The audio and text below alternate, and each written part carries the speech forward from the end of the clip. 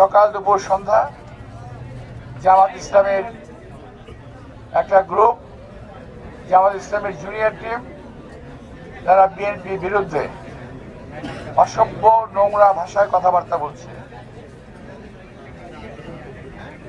জামাতের সর্বোচ্চ পর্যায়ের ব্যক্তিবর্গ আমাদের দেশের মেয়েদের সম্পর্কে, চাকরিজীবী মেয়েদের সম্পর্কে অসভ্য শব্দ ব্যবহার করেছে।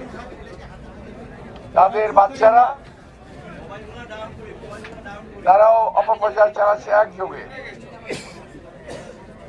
তাদের মুখের কথাবার্তা লাগামহীন হয়ে গেছে। গণতন্ত্র আছে বলেই একটা মানুষকে যে কোনোভাবে কথা বলা যাবে, যা কিছুতে বলা যাবে, যা কিছুতে করা যাবে, এটা কিন্তু ঠিক না।